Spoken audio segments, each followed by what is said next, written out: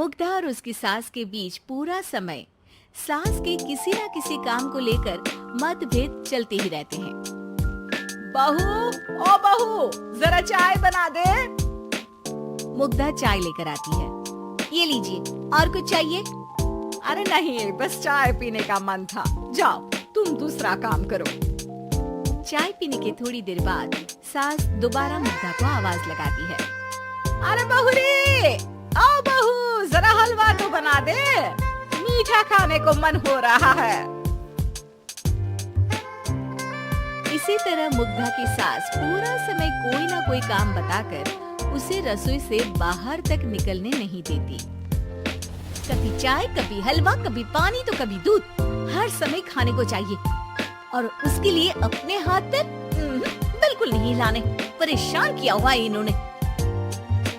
सास की जबरदस्ती परेशान करने की आदतों से दुखी मुग्धा एक शाम सचिन के साथ अपने कमरे में बैठी हुई बात कर रही होती है।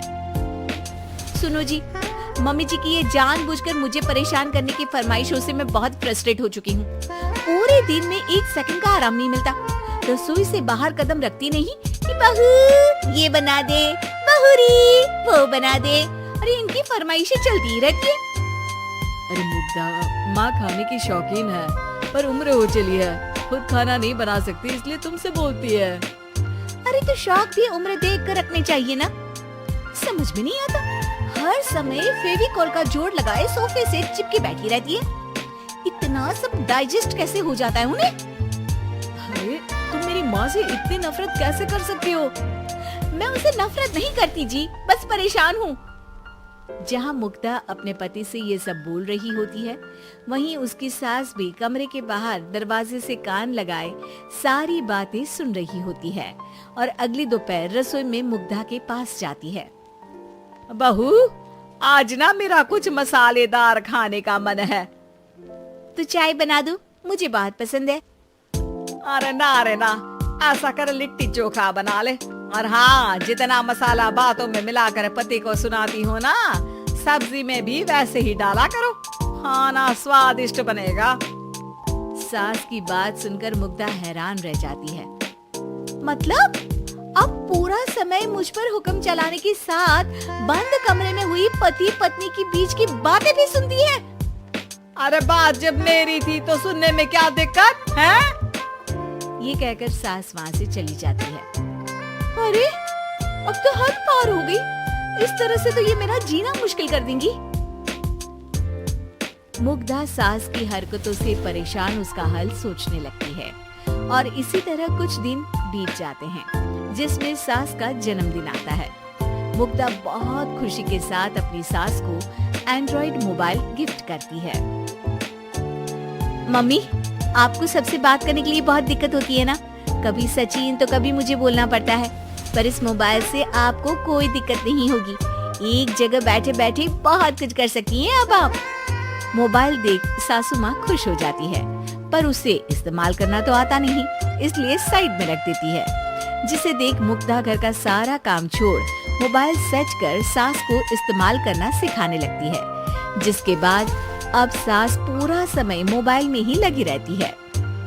हाय, जब से मम्मी को मोबाइल मिला है मेरी लाइफ में कितनी शांति आई है। अच्छा है, इसी तरह बिजी रहे तो मैं भी सुकून की जिंदगी जी पाऊंगी। अब मुग्धा जब मन करे काम करना, जैसा चाहे वैसा खाना बनाकर खाना, पूरा समय रिलैक्स और खुश रहने लगती है। क्या बात है, आजकल तुम बहुत चहक रही हो। अरे मम्मी जी से छुटकारा जो मिला है, अब ना फरमाइशें ना छुप छुप कर बातें सुनना। अच्छा, तो मोबाइल गिफ्ट करने की ये स्कीम थी।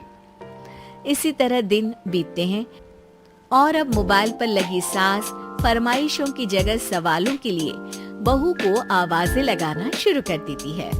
अरे बहू, सुन तो, देख जरा किसी का फोन क्यों नहीं मिल रहा?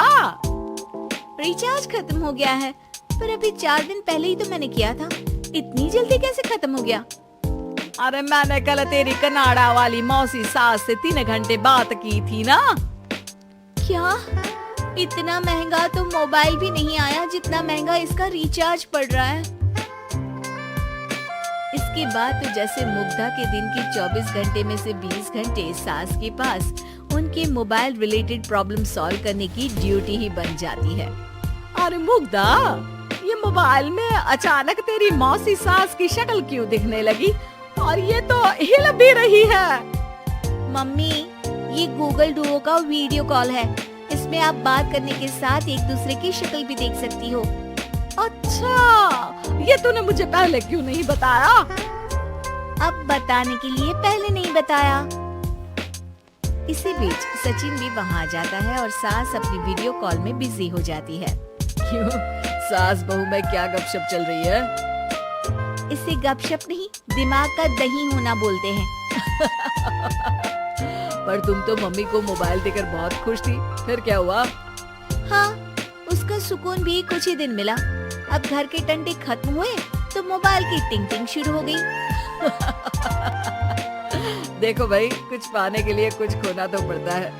आखिर तुमने मोबाइल अपने फायदे के लिए ही तो दिया है, तो फिर सवालों के जवाब भी देने पड़ेंगे, क्योंकि जब तक उनके हाथ में ये फुंथरू रहेगा, तुम्हारी लाइफ में प्राइवेसी और सुकून रहेंगे। कहने का मतलब है अगर इससे प्यार बढ़े तो दाग अच्छे हैं। अरे मुझे पहले दिन से ही पता है मोबाइल किस मकसद से दिया गया है। भूलो मत, इससे पहले मैं बातें ही सुनती थी। सास की ये बात सुनकर मुग्धा शॉक में और सचिन हंसता रह जाता है।